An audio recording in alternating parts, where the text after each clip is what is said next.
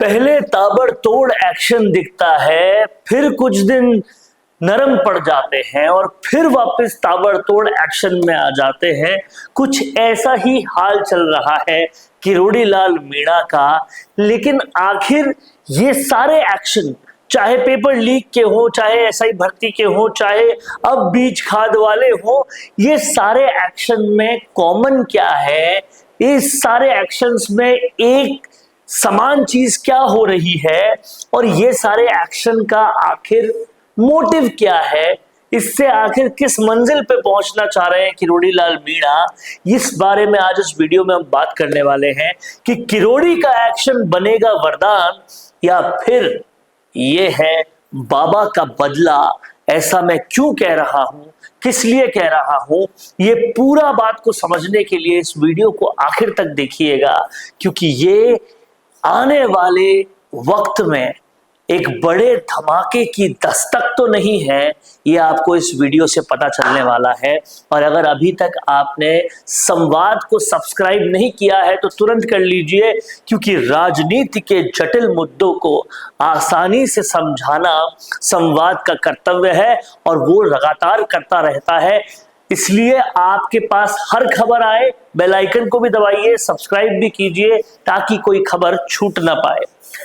तो किरोड़ी बाबा का एक्शन वरदान होगा बीजेपी के लिए या फिर ये बाबा का बदला है? इसको समझने के लिए इस बात को समझिए कि पहले पेपर लीक हुआ, फिर एसआई भर्ती वाली कार्रवाई हुई और अब बीज इत्यादि की कार्रवाई लगातार हो रही है।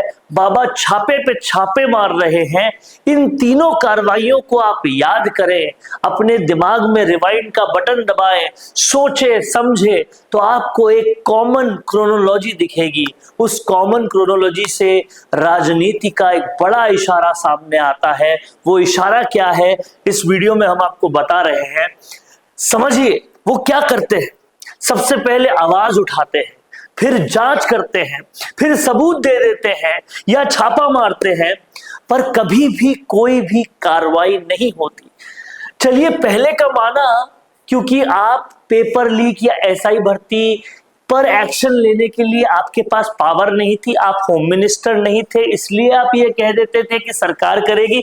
लेकिन अब तो कृषि मंत्री आप हैं, वो सारे आईएएस आप ही के जुरिस्डिक्शन में है, तो आप कार्रवाई क्यों नहीं करते? इसके पीछे एक बहुत बड़ा राज छुपा है। वो राज इस वीडियो में जानने की कोशिश करते हैं।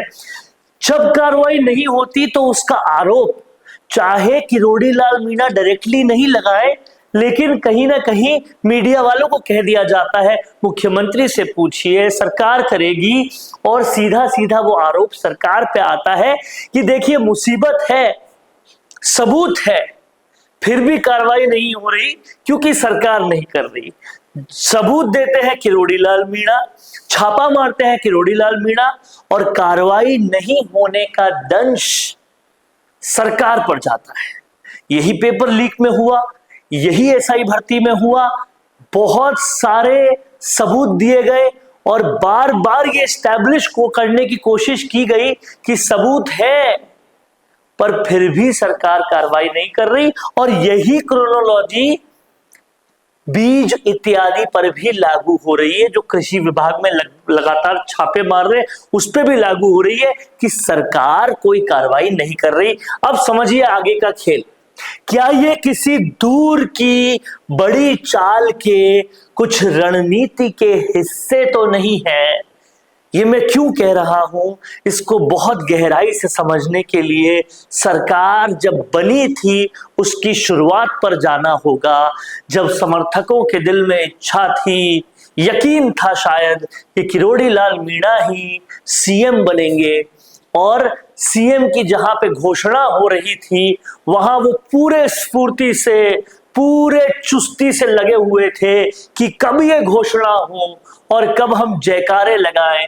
लेकिन जब पता चला कि सीएम बाबा नहीं बन रहे, डिप्टी सीएम भी नहीं बन रहे, मिनिस्ट्री भी कोई अच्छी नहीं मिल रही, तो फिर जो उनका गुस्सा निकला था, उस गुस्से में एक बात कही थी उन्होंने कि बीजेपी सरकार को भुगतना पड़ेगा।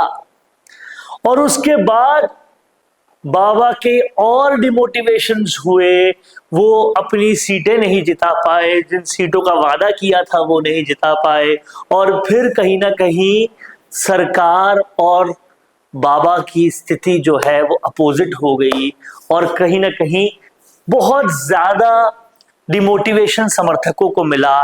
क्या बाबा उस बात का बदला तरीके से, रणनीति से तो नहीं ले रहे, ये बार बार स्टैब्लिश करके कि गलत हो रहा है सरकार में, लेकिन एक्शन सरकार नहीं ले रही। मैं तो सबूत भी दे रहा हूं लेकिन एक्शन नहीं हो रहा। समझने वाली बात यह भी है कि ये बीज इत्यादि की कई बातें सीधी पावर सेंटर के पास होती है, और एग्रीकल्चर और बीज इत्यादि का सारा जुरिस्डिक्शन जेपी नड्डा के पास है। तो किसकी तरफ इशारा है, ये भी बहुत बड़ा एक कदम माना जा सकता है। इसके बाद अगर समझने वाली बात समझें तो ये पता चलेगा कि क्या ये सब व्यू की रचना, चक्रव्यूह की रचना इसलिए तो नहीं हो रही क्योंकि बाबा से पंगा लेना एक बहुत बड़ी गलती थी बीजेपी की, और ये सब कुछ इसका बदला है।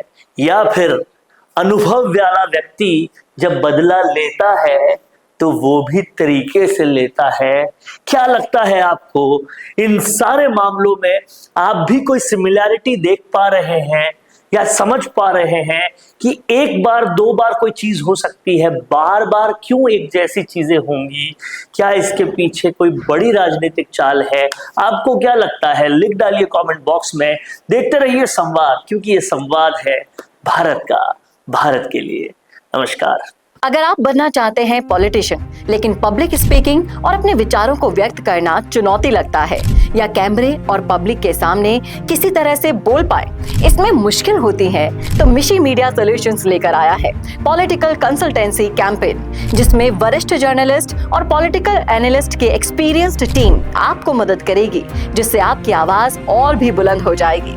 इसमें हम आपके गोल को पूरी तरह से टारगेट करेंगे कि किस तरह से आपको पार्टी पहचाने, आपको उस क्षेत्र के लिए चुने, कैसे सर्वेज में आपका नाम आए, कैसे लोगों के बीच में आपका माहौल बने। ना सिर्फ कंसल्टेंसी हम आपको देंगे, बल्कि आपको सारे रास्ते दिखाएंगे और बताएंगे भी, जिससे आप भारत की राजनीति में अच्छे पॉलिटिशियन बनके समाज का सुधार कर सके। तो अभी कॉन्टैक्ट कीजिए स्क्रीन पर दिए गए नंबर पर।